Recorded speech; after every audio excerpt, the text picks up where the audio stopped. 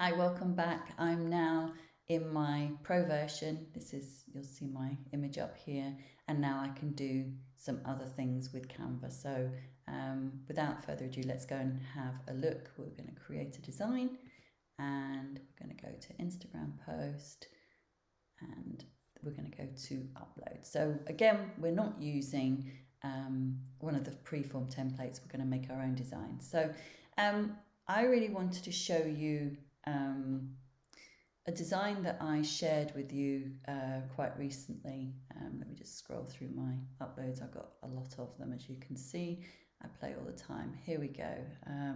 The number 5 that I made for my granddaughter. Here we go. I'm just going to resize that and get it to fill quite a bit more space. So I made this design. I made it for the garden, but obviously with everything you always want to get lots of different shots of it. Please, when you do make a design, try and take all the different shots that you can, because you can spend some time editing it like I am going to do now, and you can use it for different posts. So this is on my dining room table. The background's not great, the lighting is appalling. So the first thing I want to do is adjust the lighting. So if I go on to adjust and brighten it up just a fraction, don't want to wash it out, but just add a little bit of brightness to it. So just going to slide that up. What you should also do, and this was a tip that I was given by a photographer, was also to add a little bit of saturation to it. So you're saturating the colours. Again, you don't want to go crazy. If you go too crazy, it's not going to look right and you're going to distort the colours. But what I'm trying to do is bring the colours back to their real colours, because I've drained the colour out of it by adding the brightness, and I want people to see them as they should be. So that's absolutely great. The next thing I want to do is go to effects. Now this is where you're going to need the pro version, because you want to use this background remover.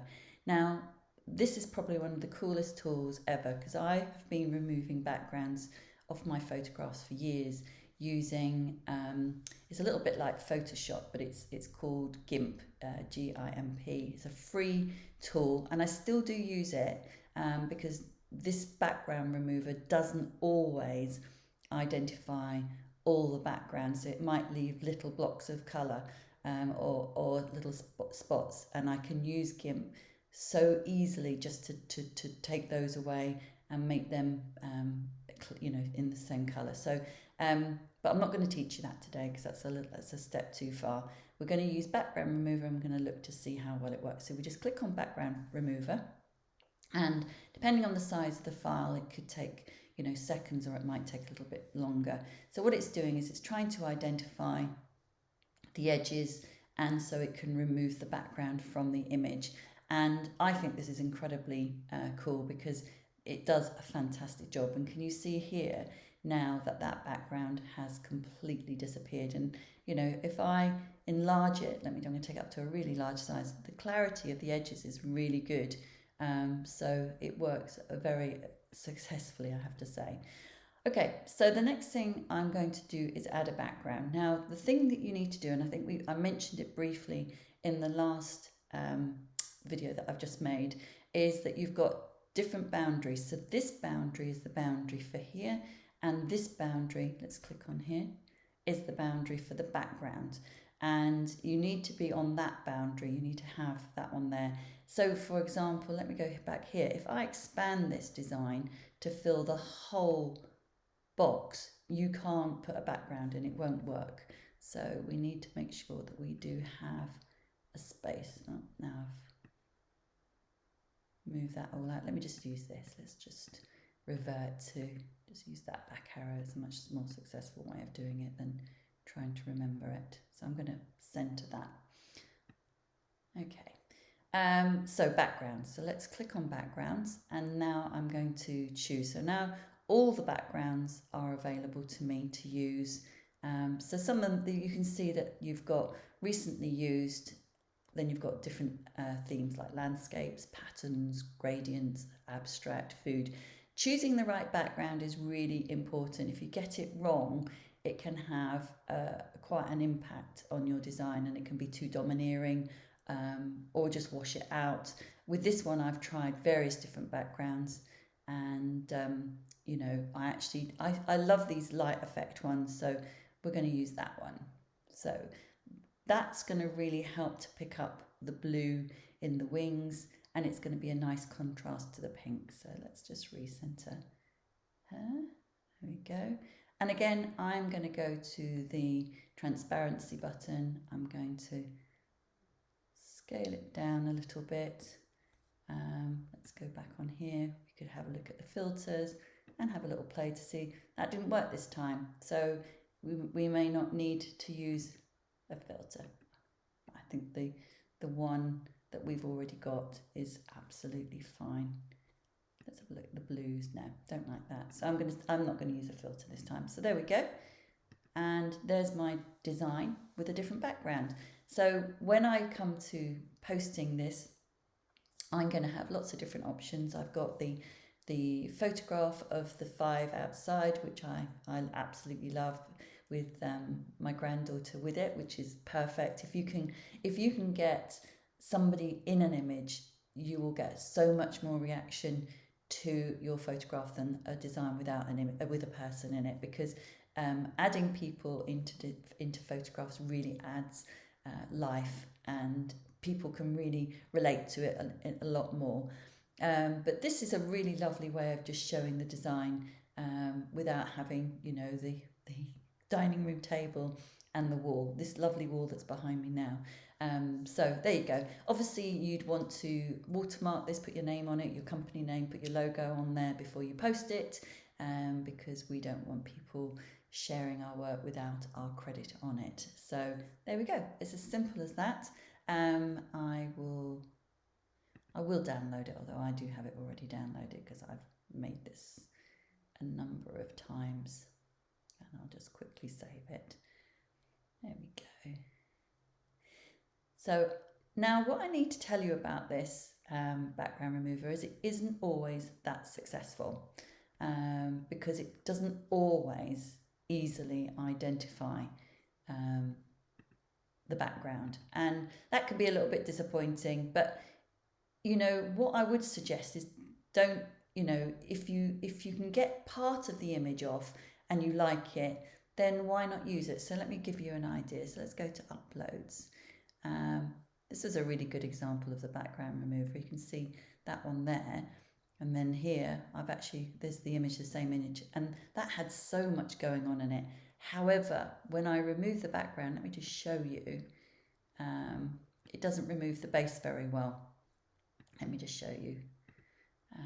So I actually removed the base using the GIMP program, and that meant that it was a nice clean cut. It also didn't remove that bit, if I remember rightly, either. And again, I just cut that out. There you go. So you can see here, it's a little bit, the table's fine, but it lost a little bit here. So I decided to remove the whole of the base. But also, if you look here, you can still see that there. So I basically cut that out and filled it white using GIMP. So that was good. And then, let me just show you, I want it 10%. Let's get that one.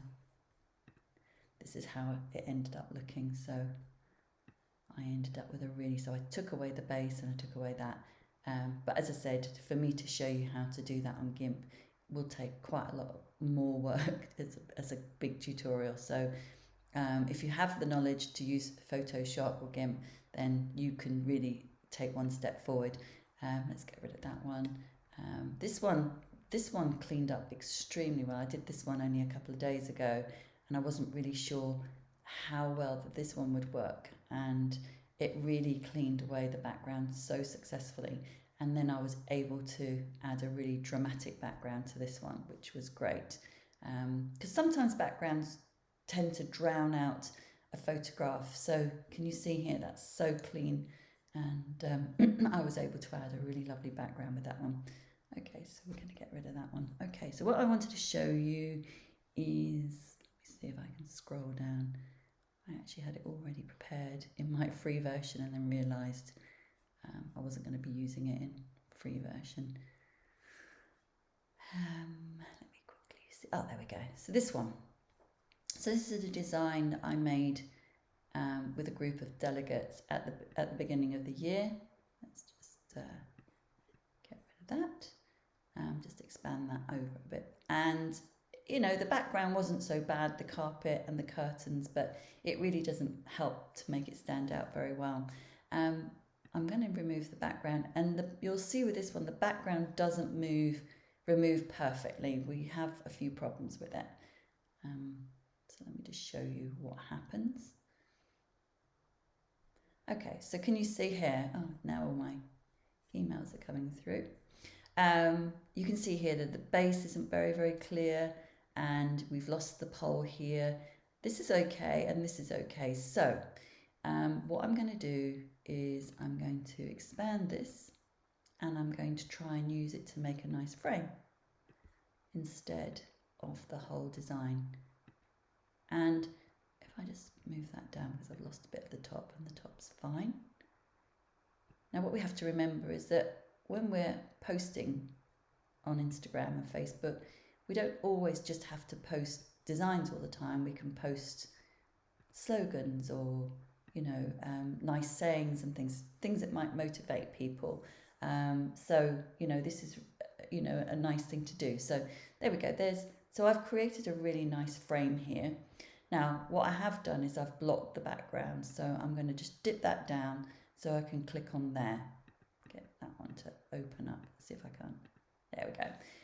Because I won't be able to add a background if I don't get into that box. So I'm going to go to backgrounds, and let's have a quick look at maybe some, I think it's a texture. Let's have a look and add a little bit of a texture to the background. Let's see if that's the one that I like. No, there was a better one than that. Ah, here we go. I like this one because it's got the nice mellow colours that really complement the design. So it's almost like a slightly lacy. There we go. Just reposition that. Okay. And now I'm going to add some text, and I'm going to find something, a nice, maybe a scripted text. Let me see if I can do a script.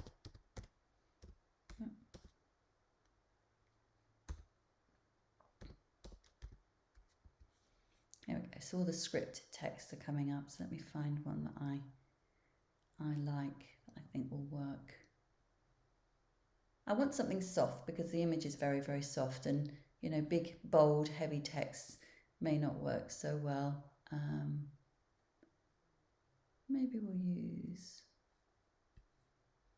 let me have a quick look. Maybe we'll use that one. And I'm just going to, oh, I managed to do that twice. Oh, I don't actually know what I've managed to do there. Okay, so we don't want that element just now. Delete element. Now, what words are we going to use? So, you know, as I said before, I do my research to try and find something that I think will work with a design. So I was looking for like a romantic wedding-y type script because I felt that that would work for this particular image. And let me just delete that. And I found this very simple quote, which was, "In dreams and in love, there are no impossibilities."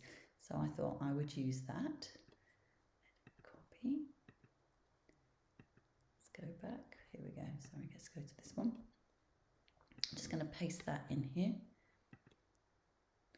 And I'm going to remove the name of the author.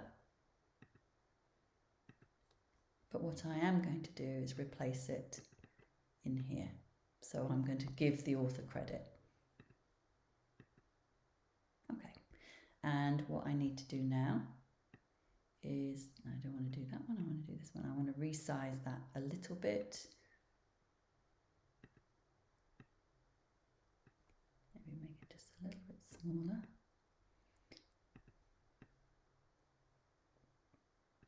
And let's do this. There we go. In dreams and in love, there are no impossibilities. Oh, I like that. Wherever you can. down here. I'm going to resize that.